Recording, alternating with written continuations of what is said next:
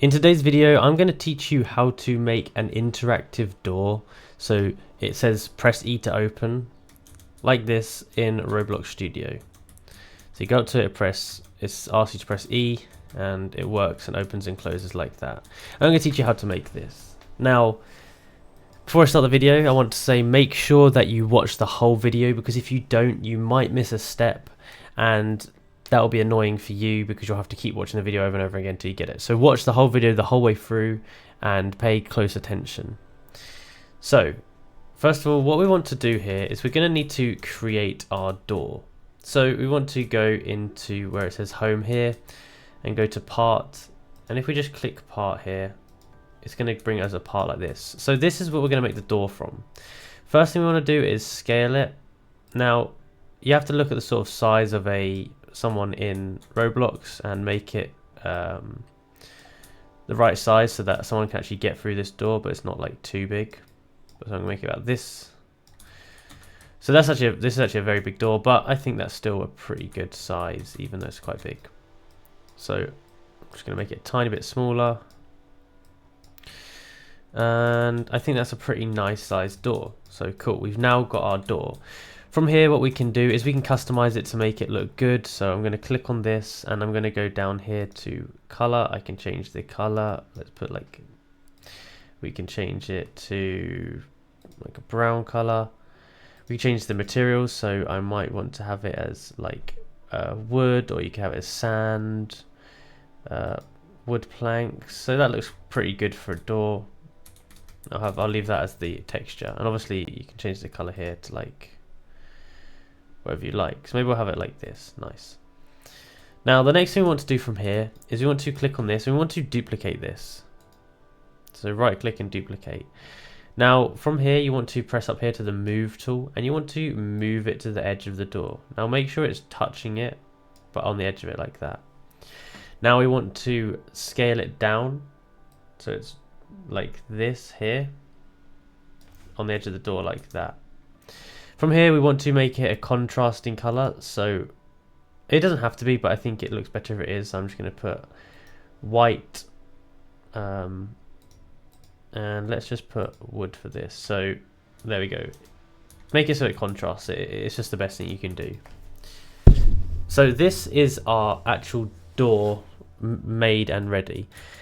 And what we're going to do here is we're going to rename the parts. So I'm going to call this one door. And this one here, I'm going to call this one hinge. Now the reason you do this is just to keep it organized for yourself. So the next step here is we need to put these together. So we need to go to model, and once you've clicked on model, we need to go over here to create, go down and go down to weld. Now we need to make sure that we've used the selection tool. Make sure that we're not selecting anything else first. So then we go to here, go to weld, and you want to select the door first. So select the door and then select the hinge, and it's going to create a weld point like this, as you can see. Cool.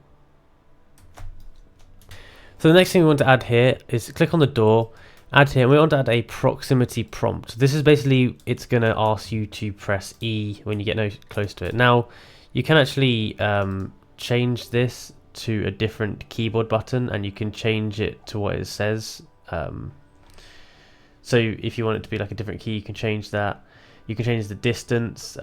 There's tons of different settings in here depending on, what you want to do for it. But for default, we're just going to have E.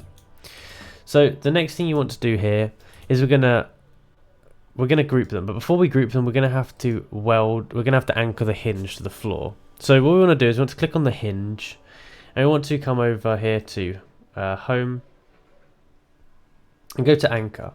So basically what this is going to do, this is going to mean this one's stuck to the floor and this here is not stuck to the floor, which is very crucial for the door to actually open and close, as you can imagine it would be. So next we want to click them both together. You can do shift and click, and then we want to right click and go to group as a model. Nice. So from here we can rename this, rename it to what you want. I'm just going to put door 2 because it's the second door I've made. Nice. Now, in here, we're going to have to add some code. But before we do that, we need to go onto the hinge here, and we need to duplicate this again. We need to rename this to side. Okay, and boom. We have the actual door itself made, and it actually looks really nice. It looks really, really cool. So, now that we've done that, what we're going to need to do is we're going to need to do some scripting. This is the bit that gets a bit difficult, and I'm going to give you the script. So, check the link in the description, or check the description, and there's going to be a script in there. So, what we want to do is we want to add a new script underneath door. So script here, and inside here we want to paste this code in here like this. Now you don't want to fiddle with any of these settings because they're all set up the way they should be, and if you do fiddle with them it probably will not work. So that being said, we set up the door like this. Now we can go ahead and test it out. So I'm going to click play, and we're going to see if this works. Now I hope I haven't missed a step when I've done this one. Okay, boom, you can see that the door actually works. That's pretty cool. Now you can see when I press it, you can see there's like these two little bits in here. The reason for this is because one of them is the side and one of them is the hinge. So one of them stays still, one of them moves. But yeah, that's how you do it. Now, this is a pretty good size door, I'd say. You could make it smaller, like this over here. This is relatively small for a door, I'd say. From here, if you wanted to like build like a house around here, you could do that. So you could build it out wide like this. That's something that you could definitely do. You could also change the type of door you had. So if you wanted a sliding door, you could definitely do that. You could do that. It would take a little bit of different coding, a little bit of stuff, but it would be very easy to do. And you can also really change the customization and the look of the door. So I'll give you an example of how you can do that now. So if you wanted to, you could add some like a doorknob to it. You could add like, if you press add here, you can add like decals to it, textures to it. For add decal, we can, you know, edit this and put something in here if we wanted to. We can change the color of it. What else can we do? We can do obviously textures. We could do a GUI on here if we wanted to do that for some reason. I don't know why you would want to, but if you see that looks pretty cool.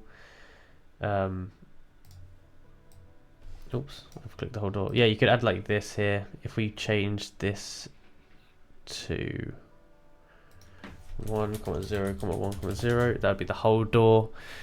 Then you could add some text on it, text label.